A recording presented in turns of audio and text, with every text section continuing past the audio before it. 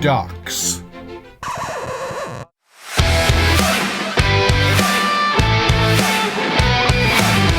That rock! Welcome to Indie Film Cafe's newest show, Ducks That Rock. Because we needed more shows. That's right. I'm your old pal, the Moo Cow, a.k.a. Presenza, and I'm joined by Jonathan A. Moody. And today we are talking about it's not a new documentary, it's an older documentary from 2007, and it's called Darkon. And it's about a live action role playing, and if you don't know what that is, definitely go look it up. But it's like playing D&D, except you're doing it for real with weapons, not real weapons, but padded weapons and armor and shields and stuff. And it's got all these rules, and you make up these characters, and you all have this agreed set of rules, and you go out and you play characters, and they get into fights, and there's a lot of fighting involved. And if you don't know much about it, this documentary kind of goes into depth about it. And I really, really enjoyed it because I thought it was really, really, really well made. And the mark of a good documentary, in my opinion, is when somebody takes a subject that you may not know much about or be very interested in, and then you end up getting sucked in and you end up having a good time and you end up saying, oh, that's really, really cool. I, have participated in live action role playing stuff. So I've done LARPing in the past. You have never done that, but and so I already kind of knew about this, but I wasn't sure what the experience was going to be like until I watched it. And then when I watched it, I was like, wow, this is really well done. So what did you think? This was new to you, right? Yeah, absolutely. In fact, they talk about it in the commentary, but the beginning of the movie, I had no idea what this was about. You didn't say. Mm-mm. You just said it was called Darkon, and that was it. You didn't tell me anything else. Thank God. Because I'm watching this thing, in the beginning of the movie, they sort of show, like, it feels like a cinematic, like, I don't know. Like a fantasy show. Fantasy movie thing or something. And so I'm like, okay, are they doing a documentary on a low-budget movie I've never heard of or something, And so I'm watching this thing, and then, all of a sudden it goes into Baltimore, and you learn that it's all live-action role play, so the goofy, low-budget costuming and looks and everything are on purpose because they are, because that's what they have. They make that shit themselves, and everything. So, I don't know. I did get sucked in a little bit. I liked. You kind of picked the wrong day. I'm already exhausted from doing another podcast, and before I've been exhausted anyway, so I was a little tired. But so like my eyes would drift for a second, and then I'm like and I have to get up and move around and do something. But it was not because of the movie. The movie itself was really entertaining and a lot of fun. I like it because when a really good movie will bring you into a whole new world, it's cool. This one, you get two worlds. You're getting the world that these guys create, and then you get the world behind that world of the people who do that. And it's really, really interesting. And it's especially because there are conflicts that happen not only within the game, but out of the game, people, there's conflicts that bleed over and real life stuff that bleeds over and gets mixed up. And there's where a lot of problems, a lot of conflicts happen. And it's very interesting and it's very cool. And you can definitely see how these people, they're totally, totally, totally into it.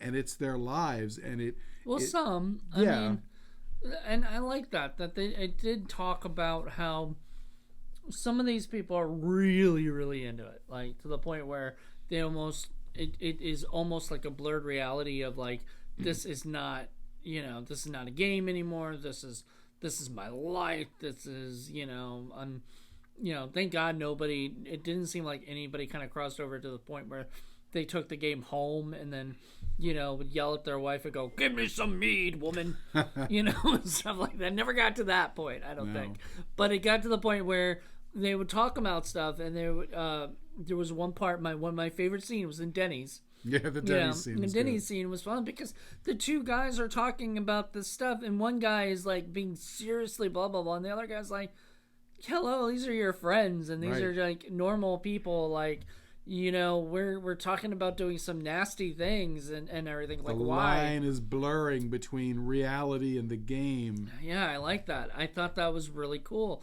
The fact that they took a year to kind of go through, and you could tell it was a year. It went through seasons basically and everything, and even at Halloween there at one point, and just showing everybody. I enjoyed it. It's cool because you might see some of these groups sort of playing in high school football fields or parks on the weekend. You might see 10 or 12 people playing and everything. That's the sort of week to week thing. But this movie kind of goes into more sort of the larger groups when they get together, sort of the getting not just one or two countries, but they'll get like 24 countries together. And when you have that, you've got like 200, 300, even 400 people. And like they had this one, it's part where they had this castle built, I guess was on public land, and there was a siege, and there's this whole stuff. They have catapults and burn ballista. The castle down. And oh my God, it was so cool. It was neat. I've never been in a game where it was that big. The group that I was in was a little smaller than that, but some of the weekend things. You never went, like, you never had your group of people go to a bigger group? Well, it was officially part of Darkon, but they had their own thing. This is Orkslarp. They have their own thing going on, and I think the biggest was probably maybe 100, 120 folks, which is still a big group. Big group. Okay, because I'm wondering about that. Like, how does that work? Like, how does one group of like people like the week to week group or whatever, how do they get invited? Do they get invited to this thing? What happens is that you've got folks, they meet every weekend, they play, and then people will see it and they're like, oh, that's really cool, how do you join? And usually they have different representatives from different countries are part of a council, and they all have agreed upon what the rules are. And if you want to join, up countries that they made up, right? And they all agree upon what the map looks like and who does what. And if somebody new wants to come along, and then they explain them what the rules are. Can they make their own country?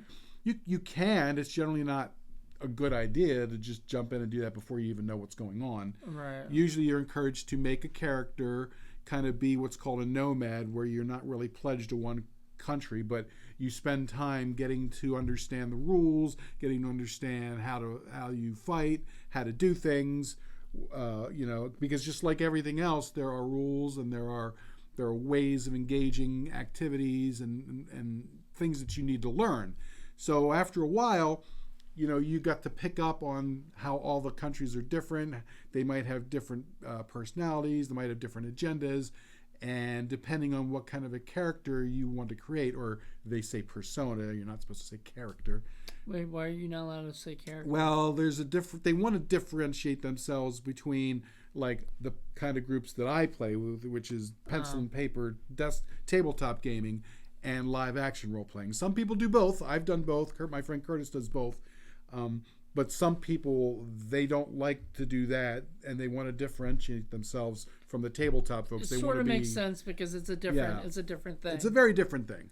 So character would mean like, what you roll literary, right? Like everything, and what you write and everything, and then the persona, which would be your personality and stuff, would mean you're a live action. Okay, right. I get it. And you get to create all of that, and it's a pretty fun and interesting thing, and it's funny because people will go through several personas. You start off thinking that this is what you want to do. You do that for a while. You level up. You want to be a bard for a little bit. And then they keep track of how many things that you attend and all the different things that you do, and you can actually level up. So you can go up to level 4, level 5, et cetera, et cetera, et cetera.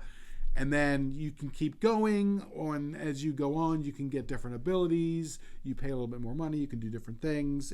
Wait! You have to pay more money to do different things? Well, if you end up going to more than just the weekend stuff, if you go to some of the bigger events, some of the more involved events, the camp outs and all that, sometimes they're whole weekends. And it's not just showing up for a few hours one day a week. Okay, so they never explained this, but so Darkon is the big thing, right? Like, that's one of the big ones. Yeah. Yeah, so that's the one that has all the big, like, everybody gets together and everything. SCA is probably the other big one. That's the one where instead of using foam stuff, they actually use blunted metal stuff. Ooh. Like, that's more realistic.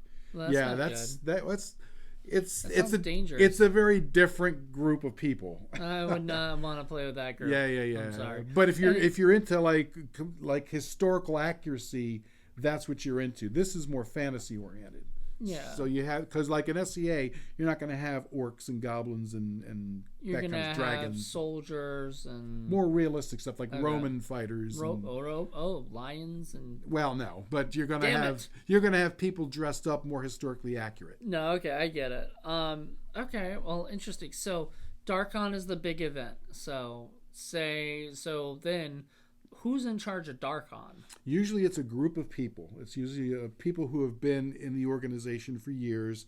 They know so is it like a committee? They're part of their own country.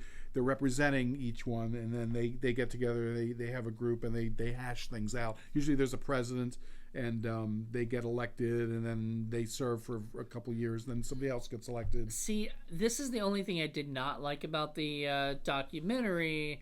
But that I understood what they did with the documentary as opposed to what I would have been interested in. And this is more like I guess like a National Geographic type of thing of approach I would have liked. But I would have liked to know, like, who started Darkon themselves, like who was the a little more background on Darkon. More background. I would have liked to know a little bit who was each, because I know about these things. I know, like, a lot of these things, they're committees, they're groups of people. Then, the groups of committee, you send in your money for this or whatever. Say, I want to join Darkon's big event, or whatever. They give the $200 or whatever it is. It's probably more. Considering... No, it's not going to be that much. Really? No. Okay, it'd be less? Okay, cool. A lot less. Well, good. So, that's even better. So, less than that. So, you give that money. Everybody joins. 400 people, right? For this one big event and everything. I just like to...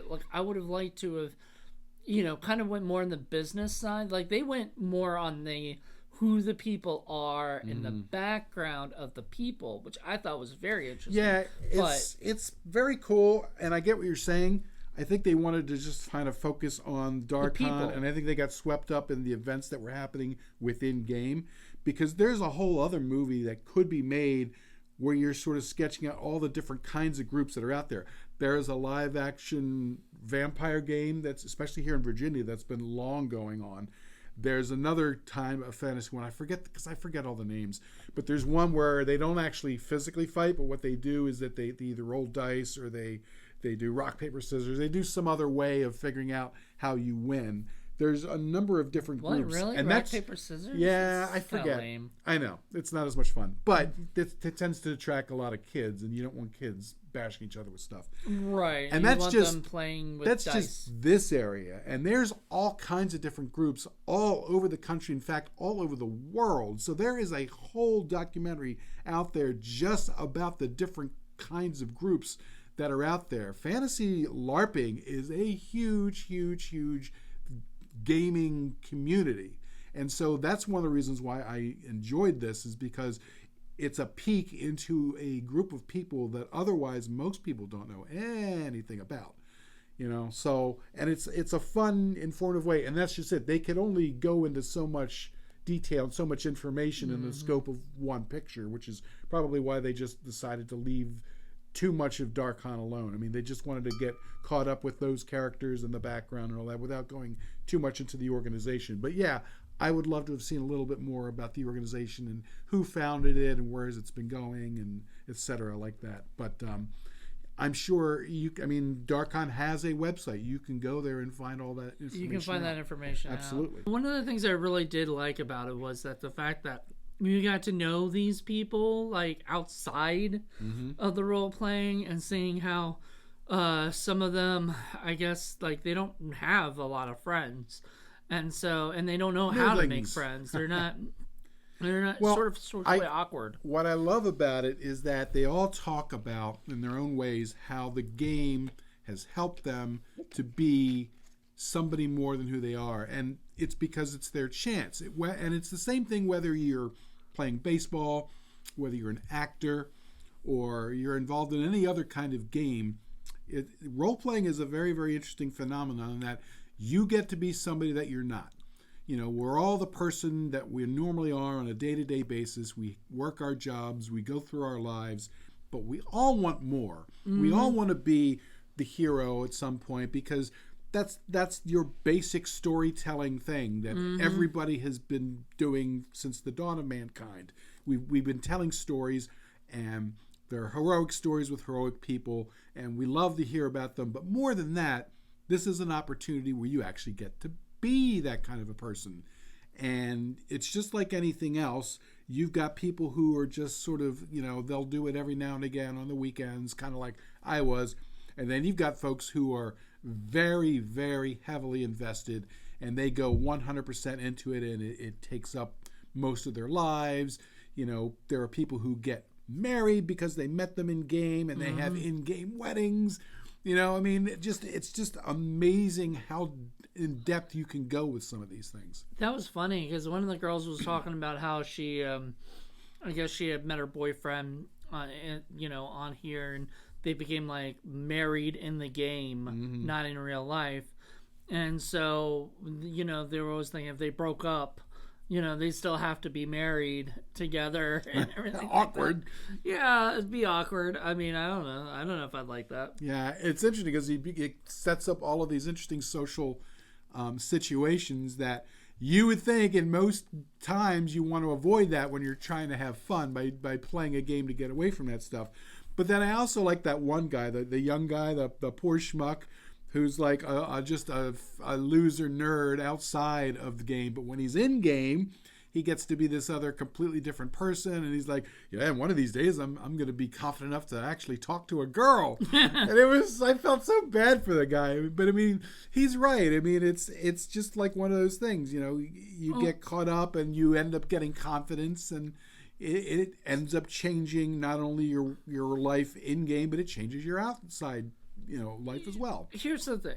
With some people, it's sports, right? Right? Sports are the things that give them confidence, and are karate for me, for example. You know, when I did karate when I was 7, it started giving me, I mean, I still was a little bit of a meek child, you know, even when I got to be green and brown belt, you know, I was still not the kind of person that would go up and like start, you know, pushing on people or something. Do they have a bacon belt? That would be awesome. No, I don't think so. No.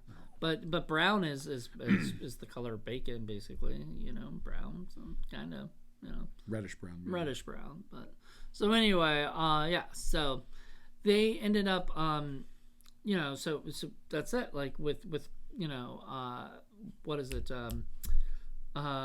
With karate, with soccer, with football, you know, certain people, like, they find their group of people, their friends who they can hang out outside of, you know, during school or outside of school, whatever, you know, all this stuff. And then, but for some people, it was this, you know, it's the live action role playing. It's getting together with a group of friends and having a bond together and doing that. And I think that's just freaking wonderful. Yeah. I mean, and that's another thing is that, you know, the reason I've been doing tabletop gaming, I mean, for years and years and years, I've always loved the creative aspect of it. I always loved creating characters and creating a story and co-creating what happens with them. And that's really, really cool. In LARP, not only do you do that, but you're also physically fighting. So there is an actual physical level to it that just brings it in a whole other dimension. Of course, there's other issues with that too, because of the physical aspect of it. But, you know, it's a great way to sort of bond with other people because you are simulating what happens back before war became push button, where you're going out and you're with a bunch of people that you are sharing experiences with, and you have to rely on them physically to protect you, and you're protecting them, and you're going through this traumatic experience. And it is, I mean, even though it's foam weapons and stuff, you're still smacking the hell out of each other, and and you were saying some of those shields and some of those those actual like swords or whatever that they make, even though they might be rubber or whatever, they hurt when somebody hits you with them. You know? And it's great. It's pretty much a very welcoming society. It's not just a bunch of white dudes out there. It's nice to see that there are all different races represented. There's a lot of females, a lot of women who love to play this thing. It's diverse. Yeah, it's very diverse. You can play different stuff. If you don't really want to do the physical aspect, you can do other things. You can be a bard where you're singing and inspiring people. You can be a priest. You can be a wizard. You don't go to battle, though, for those, right? Well, you can, yeah, because you're just doing things off to the side. You could be an archer where you're sort of off to the side, but you're firing into it. You can do all kinds of different things. And that's one of the best things about it, is that there is room for just about every kind of approach. You got other people who are just thieves, and all they do is steal stuff. They just run around and steal things from people. It's a lot of fun. But what if somebody came in and killed them? Is that yeah? And then there are rules as to how you can do it, and that's why, you know, the people who make these things, they have different events every weekend, so that, you know, this weekend it might cater to the thieves, or the next time it's catering to just fighting, and then the next one it's catering to more magic use. How do you cater to the thieves? Well, they come up with different kinds of games and different activities that So like a game where you go around and steal stuff? So what they'll do is they'll have a regular kind of thing going on where people are fighting, but then they'll also have this other stuff on the side that the other people will get engaged in. There's a lot that goes into it, which is why you need people who will dedicate all their time and efforts and energies into it, because there's a lot going on, especially when you start having, you know, 50, 75, 100 people at a time going out there, and they expect to have a good time. Mm-hmm. And then you start doing campouts, and now you're talking about a whole weekend or even 3 days, and now you've got people who have to do all the logistics. You got to figure out who's going to get the permits, who's going to get insurance, because you got to have medical insurance because people get injured all the time. Food, do you have a license to have alcohol or not? All this different stuff. It's just a whole world in here. And while this film doesn't go into all of that detail, at least it is an interesting peek into that world and the sort of people who get involved in it. And I love the fact that it shows all of these different people and their different perspectives and how they all come from different areas, and yet they all have kind of the same thing. It's like, oh, I'm a Starbucks guy here, or I'm a fabric buyer here, or I work at Walmart there. But I live, you know, I get to really live when I play my character on the weekends. And, you know, we all have that one weekend warrior thing that we love to do, that we can't wait to get through our regular humdrum lives in order to get into. And this one just happens to involve, you know, dressing up in costume and fighting with foam swords. I also like the one guy that talked about the fact that he had like he would do like multi-million-dollar deals or whatever and stuff, and this actually taught him how to negotiate, and how to just accept everything, like, because he said like it's just dealing with people, and he learned that from this, because like, even though it's a completely different thing, and I'm negotiating a treaty, you know, with all these people, and not, you know, negotiating a multi-million-dollar actual deal, and one's money and one's, you know, for fun sort of thing. He said, and I looked at that, I was like, that's really cool. Like, you were able to like kind of learn how to do this, you know. Right.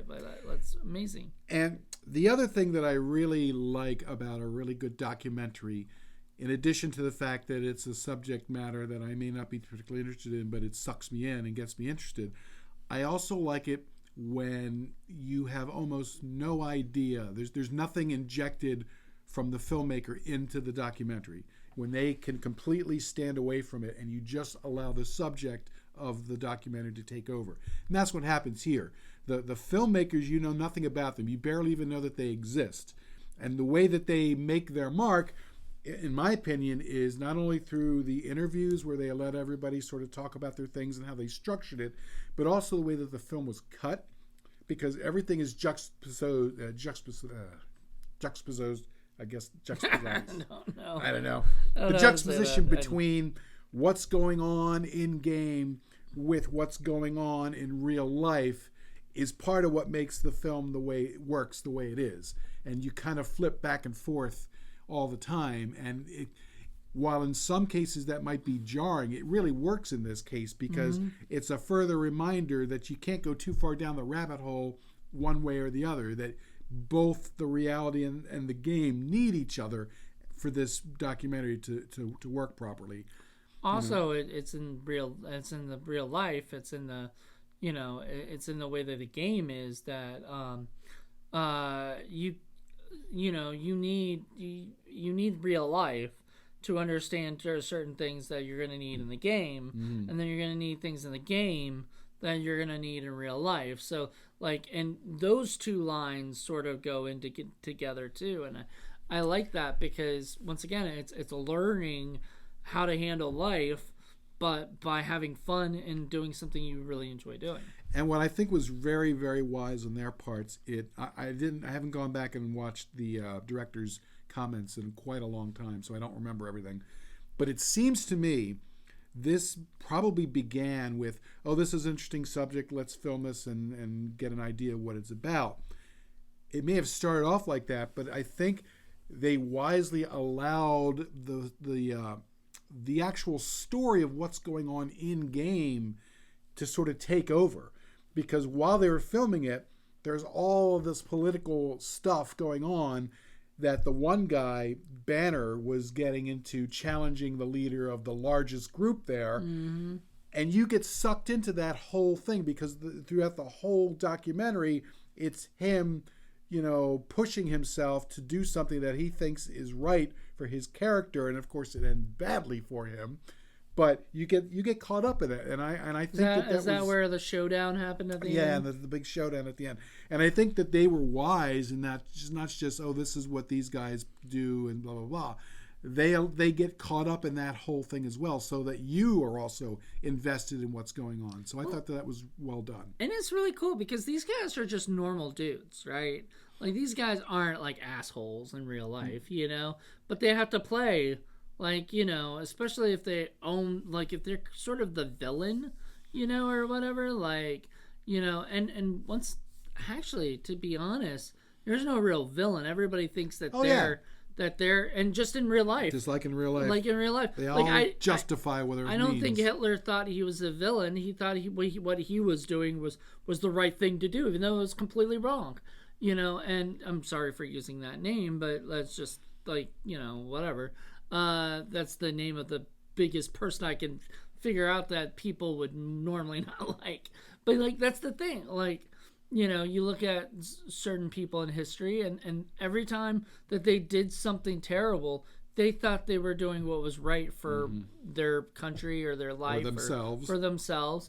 And then you look at this game, and that's exactly what's going on too, is certain people are fighting each other, but both of them are just protecting their own countries and their own life. And then you go down another level, and then you see here are people trying to get away from reality, playing a game, and the game is mimicking what's going on in reality. Oh yeah, they're talking about the terrorists and stuff. Yeah. It's great and it's funny and it was like they were like, we're like America getting attacked by the terrorists, and I'm like, it's a game. Not. But you can't divorce yourself away from reality because it's always going to bleed in, and that's really, in my opinion, what the whole movie is about. It's not just that it's about Darkon, but the interplay between reality and fantasy, and how we kind of all do this. And I think that's one reason why anybody who can watch this documentary, whether you're a gamer or not a gamer, if you're just into sports or if you're into other things, you can understand what's going on because you have your regular humdrum life and then you have this other thing that you love to do, and yet you can't get away from one or the other without there being some mixing going on. It's just always going to happen because we're human beings and we're all part of the same human condition. I agree. We're all part of the human race. Yeah. So it's very interesting, and I just thought that it was really, really well done. The music was really, really good. There were some really good crane shots that I thought were cool. Drone shots. Yeah, there's a lot of really good stuff there, and they don't like telephone or telegraph themselves, which is the other thing I appreciate. They're not like sitting up on a, here we are making this grand statement that you don't know about them at all. You never hear their voice. You're never preached at.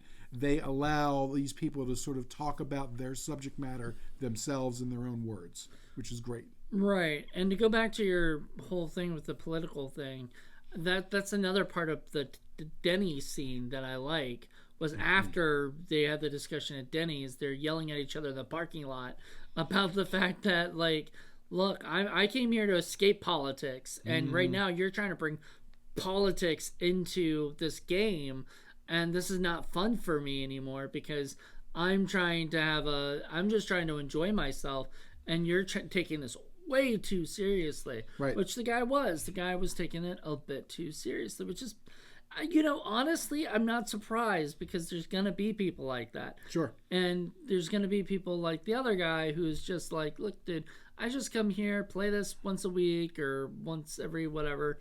I'm having fun, but I don't want to be a part of this. Yeah. And that's kind of was my experience, is that, I went there and I was just, play every week, every weekend, or every now and again and having fun.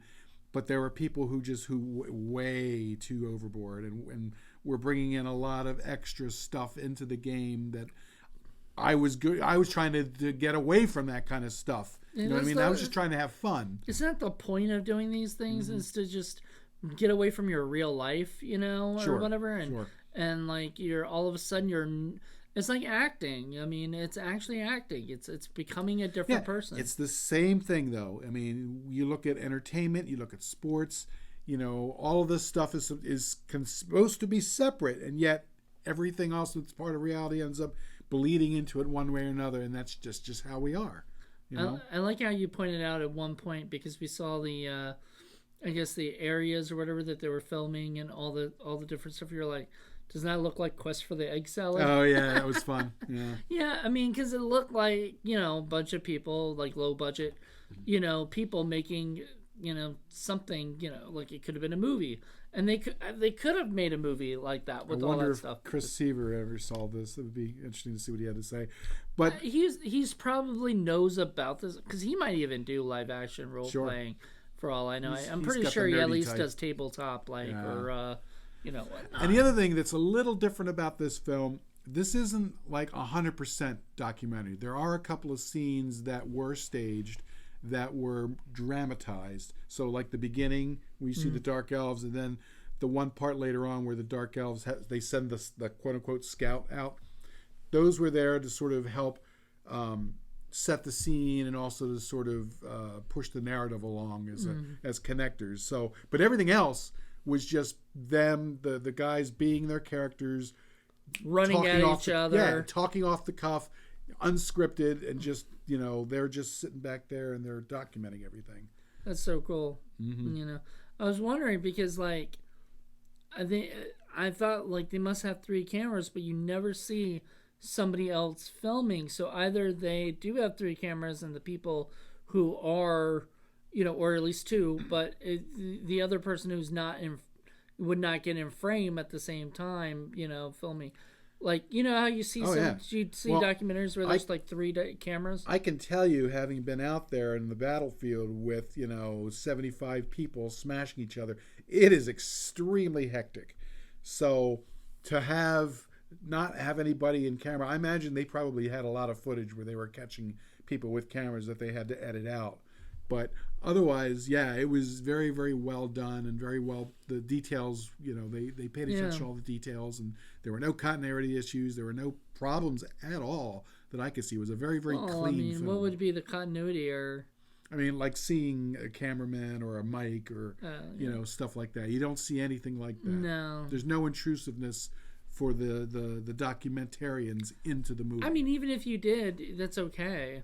I mean, because unless they're shooting the dramatization stuff, having a documentary crew, seeing that they're there filming, the other people are filming it, it's just normal for a documentary. Yeah, depending on how it is. I'm not I don't mind Michael Moore so much. I think some of his early stuff was pretty good, but unfortunately, as he went on, it was more about Michael Moore than it was about the subject. And that's where I start to get iffy about that, because if you're a really good documentarian, it's about your subject matter. It's not about yourself, in my opinion. Yeah.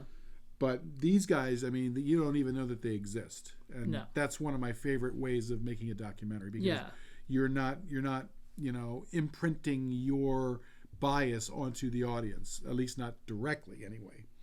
But they are, indirectly, by the choice of music, by the way that it's shot, the scenes that they show, etc. But I just thought overall it was really, really well done. And this is, you were mentioning you thought even Just Jen could enjoy this. Yeah. Somebody who has no interest in this topic or anything whatsoever, I bet she would be interested. Yeah. I bet at first she'd be like, I don't know if I will be. Because it's not... even me, I thought that too originally, because I've never really done it. So like, why am I going to be like, it's like, watching something, but watching somebody else play a video game. Like, who wants to watch that? Because in the end, the subject matter isn't Darkon per se. It's not live action role playing. It's about us. It's about people. That's people. What it is. That's what the movie's about. And that's what, it's just a different aspect of different kinds of people doing different things, but it's still about people, and that's why it succeeds.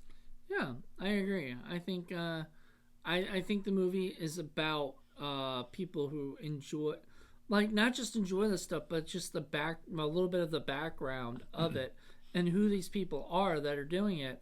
Which, because they start off with that one guy who's the main guy, who's got a family, and he's just this, normal guy. And his kid's gonna be just like him. You can tell. It was great. This kid's like totally invested, and just like, he has a little plastic sword. He's running around chopping stuff up and having a great and then time. his other, I think was his other kid, a little bigger or whatever, was like talking about how every movie should have a battle and some comedy, and then something else happened, but then a battle, and then more battles. Yeah, more battles, and then the other kids like, and more battles, and more battles. That's funny.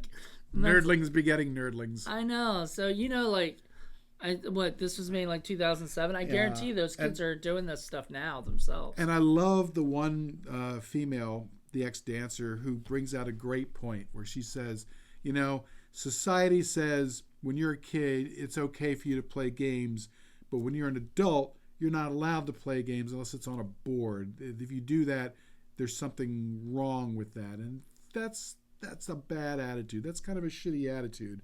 You should just let people do their thing. They're not harming anybody. They may not into sports, may not be into television, they may not be into, cars or whatever, or surfing or whatever it is that other people do. This is their own thing. It's a way to be creative. It's a way to have fun. It's a way to bond with other people. But you don't got to shame them for the choices that they make. Let them go and do their thing. Let them have fun. They're not harming anybody. So I thought that was a great point to make. And that was really cool. And I think that the movie backs that up. You just letting people be people, and you get to sort of peek into that world for a little bit and enjoy it. And I think most people who see the documentary will enjoy it. So I think so too. I mean, once again, I think if you can get past the first few minutes where it's the movie, right, and stuff, and you're like, okay, what am I watching? Then you'll realize soon enough, like, this is actually a really cool documentary. Because at first I was like, this does not feel like a documentary. And even the directors said that, and they love that people are confused by it or whatever, because they feel like they did their job. Then that was the point, was for you to sort of be a little confused. They set you up for you think that it's one thing, and then they pull the rug out from under you. Exactly. And I think those directors did a great job. I mean, I think they I don't know what else they've done. Yeah, I should have gone back and done a little more research to see what else they've done. I'm sure they've gone on and done other things. Yeah, I'm sure this isn't their only one. And I would love to see if there was a Blu-ray version of this, because it looked pretty good, but I'm willing to bet on Blu-ray it would look even better and might have even more new stuff in there. I know that. Well, I mean, if you guys get the Darkon DVD, it does have 2 audio commentary tracks and a deleted scenes section. So deleted scenes are always interesting because, generally speaking, this is an hour and a half movie, right? So when you make an hour and a half movie, you have to cut a lot of stuff to make it an hour and a half. They put those stuff on the DVDs, it's going to be interesting because some of that stuff is probably sometimes some fun stuff. Sometimes you have to sacrifice stuff that you really wanted to keep in, but for budgetary reasons or other reasons, you got to shorten time it. is usually you got to shorten the biggest things. constraint because nobody really wants to watch a 5-hour-long documentary, you know. And I'm sure they got at least 5 hours worth of footage, if not right, more. or more, you know, and stuff. So because this was over a year in making. Yeah, so they had to get so much, and they probably could have put so much in there that people would have been like, "Oh my god!" Yeah, like crazy. You get to see scenes of them making because they have to make all that stuff, but you're not gonna want to sit through hours of them watching them make. You know, swords and right. That's the shields, obviously and cut. ballistas and catapults. Even though that stuff is really, really cool, and you get to see it in action. That's one thing. Making it, and that's the reality part. Is you have to sit there and go through all that. I'm talking more on the long lines of like some of the actual interviews and everything. I bet some of them were cut too. Oh yeah, you know, and stuff because they had to pick and choose what interviews stayed in for the narrative of the film. Well. The other thing that I would love to know is if there's like a 20-year thing, like maybe they go back and if Darkon is still going, I would love to see them do a Darkon 2 where they go back and they see who's still involved, what's going on. You know what I mean? I guarantee you nobody from this movie is still there. I don't know. Some of those folks, they're in there for the long haul. You'd be surprised. All right. We'll find out, I guess. Maybe. I hope so.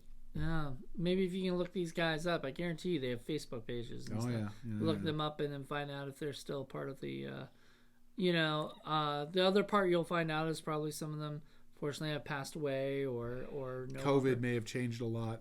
Oh God, I can't even imagine, because we were talking about that earlier. It's like I wonder what happened with it during the pandemic and stuff, and you said they probably weren't playing much. I don't know how they handled it. I'd have to talk to Curtis. I mean, a lot of them were wearing masks, so a bit. Yeah, but they're monster masks. They're monster masks, or they're or night masks, and stuff. But no, I don't know. I don't know what happened. To me, I never did it, so it was never something like. I would be upset though because, if I was really into something and I couldn't do it, it would almost be like an addiction sort of thing where I'm like having withdrawal symptoms. Yeah, you'd have to find some other way. I'm sure that they would come up with something else. I just don't know how they handled it. Yeah, that's interesting. Like I said, I was just a weekend every now and again. I was never into it to the level that some of these other folks were in. If you were into it yourself, please let us know how COVID affected this stuff because I'm interested in that shit. I'm interested in knowing what happened. So when Paul introduced me to this, I thought this was going to be all movie documentaries. So when I saw that, I thought low budget movie. Okay, this is a low budget movie called Darkon, that they did. But no, it was role playing, but.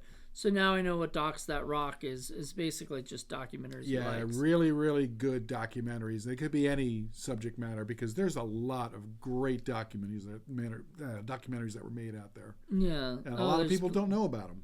Yeah, there's tons of them. Search of Wang Wang. I'm sure we'll do you soon. We will do, definitely. Yes. All right. Well, I guess that about wraps it up. Yeah, I think so. This is meant to be sort of a once-a-month video extra, some more content for you guys out in Indie Film Cafe land. So there you go. Please let us know what you think. If you've got an interesting documentary you want to suggest, I'd be very interested to hear from you. Maybe I can check it out, and who knows, maybe we'll get to do it on the show. Yeah, I'm sure there are tons that we don't even know. That I'm sure we'll do some research at some point. I got a bunch in my collection because I do love documentaries. I've always wanted to make one. I always wanted to make a few, actually.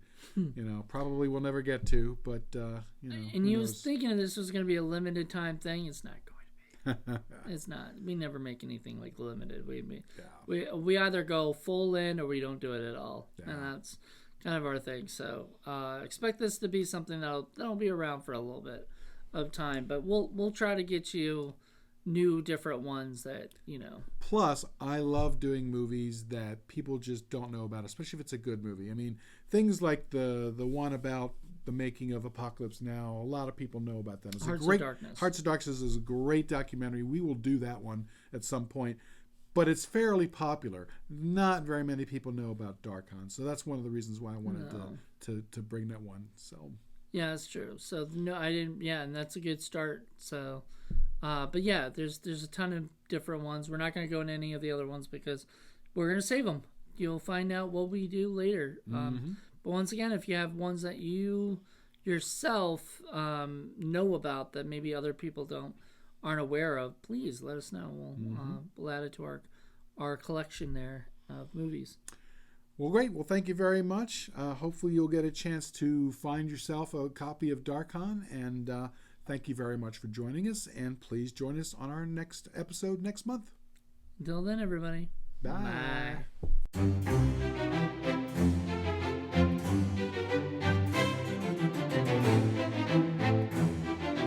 Docs.